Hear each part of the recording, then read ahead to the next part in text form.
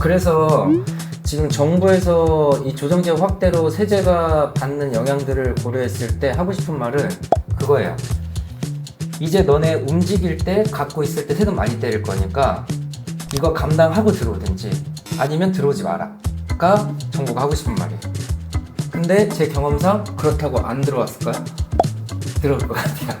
이렇게 돼도 풍선 효과라고 하죠. 어떤 규제 지역을 처음에 묶으면 그 규제를 뚫거나 뚫지 못할 거면 그 옆으로 퍼져나가게 돼 있어요. 결국은 외곽과 퍼져나가지 않을까라.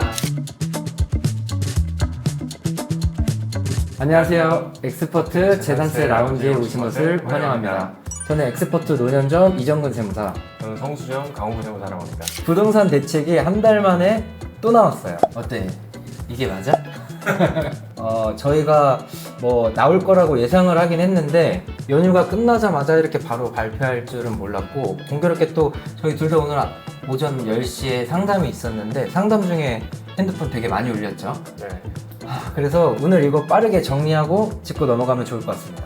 일단 저희가 좀 대출 부분 먼저 좀 살펴보자면, 제일 많이 변한 부분은 주택담보대출, 이 부분을 많이 좀 걱정을 많이 하셨는데, 아무래도 이 시가에 따라서 주담대 한도가 좀 많이 줄어들었습니다. 예를 들어서 15억 이하면 6억, 15억 초과하면서 25억 이하면 4억, 25억 초과할 때는 2억 원을 주택담보대출 한도로 하면서 당장 16일부터 시행을 하겠다, 내일부터 시행하겠다 했기 때문에 이분들은 아마 오늘 대책이 발표됐기 때문에 그 전에 계약하고 계약금을 보내셨던 이런 분들까지는 좀 대책에 포함이 되진 않으실 것 같아요. 기존의 규정도 그랬었고.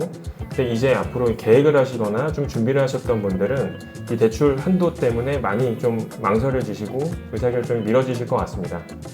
근데 이거 대출 한도 보면은 15억, 25억 기준으로 이제 6억, 4억, 2억 나눠놨는데 보면 어때요? 제 생각에는 25억 초과하는 물건 살려면 어차피 서울 강남 지역 소재에 약간 고가주택, 구축, 신축이든 다 들어갈 건데, 이분들이 이 4억 한도 줄어드는 게 사는 거에 영향을 얼마나 크게 미칠까라는 생각이 있고, 이 15억 이하 물건이 서울 마용성까지는 쉽지 않아요. 그 이외의 서울권이나 아니면 수도권 대장 같은 경우가 10억 원에서 15억 사이인데 얘네는 그냥 정과 동일하게 가겠다는 거죠. 그러면 이제 15억에서 25억 묶은 걸 보면은 지금 마용성이랑 강남 3구 구축이 최근에 굉장히 가파르게 막 4억, 6억씩 막 올랐잖아요. 얘네가 여기 들어갔거든요. 그럼 이제 여기 들어오지 말라는 사인이 아닌가. 그러면 지금 이정근 세무사님께서 보셨을 때 이 대출 한도 줄어든 거에 대해서 혹시 앞으로 부동산 가격 좀 약간의 인근 지역이나 예상되는 건 어떻게 좀 보실까요? 일단은 말하기 앞서서 저는 부동산 전문가가 아니고 지난 이제 부동산 상승장을 한번 경험해봤던 사람으로서 추측을 해보자면, 저희가 이제 풍선 효과라고 하죠. 어떤 규제 지역을 처음에 묶으면 그 규제를 뚫거나 뚫지 못할 거면 그 옆으로 퍼져나가게 돼 있어요. 그래서 작년 17년도부터 21년, 22년까지 올랐던 상승장에서도 처음에 가운데부터 묶기 시작하고 점점 서울 전역으로 퍼져나가고 수도권 퍼져나가고 이렇게 됐단 말이에요. 근데 반대로 꺼질 땐 또 그 반대로 꺼졌죠. 근데 지금 이렇게 지정한 게 초반에 좀 크게 잡아놓긴 했지만 결국은 그 외곽과 퍼져나가지 않을까라는 생각이 있어요. 그 한강벨트나 여기는 어쨌든 비쌌고 여기서 4억 줄어든다고 안 살까? 전 살 것 같고, 그럼 그 사이드에 이제 10억 언저리에 있던 이 물건들에 다시 자금이 몰리면서 오히려 그쪽 지역으로 더 커질 수 있다. 네. 근데 우리 조정지역이 가장 넓게 지정됐을 때 막 수도권 전역 막 이렇게 간 적이 있잖아요. 지금 여기 보면 군포나 안산 이런 게 빠져 있어요. 몇몇 군데가. 그리고 일산이 빠졌어요. 일산하고 성남 둘 다 1기 시도시인데 확실히 성남이 이겼다는 걸 이번에 증명하지 않았나. 어쨌든 이렇게 빠져있는 부분들도 이제 조금 더 파생이 돼서 자금이 몰린다고 하면 추가 지정도 얼마든지 가능할 수 있다.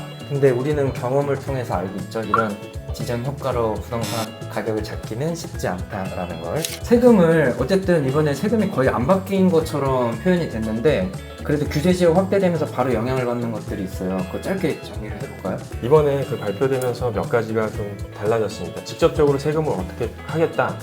이런 내용은 있었던 건 아닌데 규제 지역으로 들어가면서 그거에 대해서 간접적으로 좀 직접적인 효과를 받는 것들이 있는데 달라지는 게 규제 지역으로 인해서 취득세, 양도소득세 이런 문제들이 좀 발생할 수 있습니다. 예를 들어서 규제 지역으로 들어가게 되면 증여를 받게 됐을 때 기존의 취득세가 4%에서 이제 중과가 돼서 한 13.4%까지 취득세가 갑자기 중과가 될 수도 있고요. 또는 양도소득세 이제 중과의 문제가 나옵니다.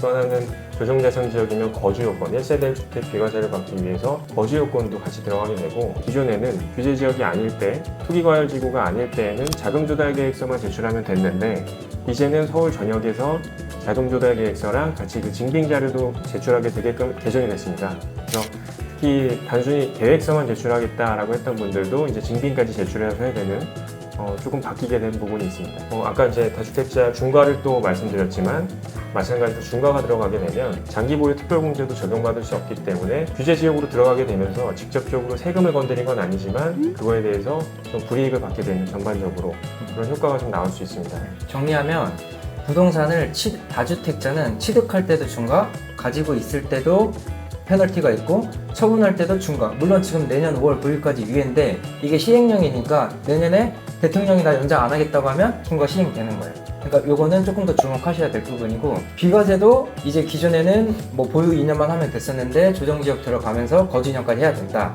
그러니까 가지고 보유하고 처분하는 순간까지 다 문제가 될 수 있다라고 보시면 될 것 같아요. 실제로 지금 딱 이 케이스에 걸리신 분이 지금 부담부증여를 진행하셨던 분 이분들은 이미 어느 정도 기존 규정을 가지고 부담부증여에 대해서 예상 세부담을 계산해서 자금을 준비하셨던 분들이세요. 근데 갑자기 이제 이게 발표가 되면서 증여 취득세 갑자기 한 3배 정도가 많아진 거죠. 그러니까 이분들은 당장 대출을 또 받자고 하니 대출도 갑자기 규제가 생겨버리고 이 자금을 추가적인 취득세를 어떻게 마련해야 되는지 갑작스런 혼란에 좀 쌓여있기 때문에 이런 분들이 굉장히 많을 것 같습니다. 전국적으로. 그래서 지금 정부에서 이 조정지역 확대로 세제가 받는 영향들을 고려했을 때 하고 싶은 말은 그거예요.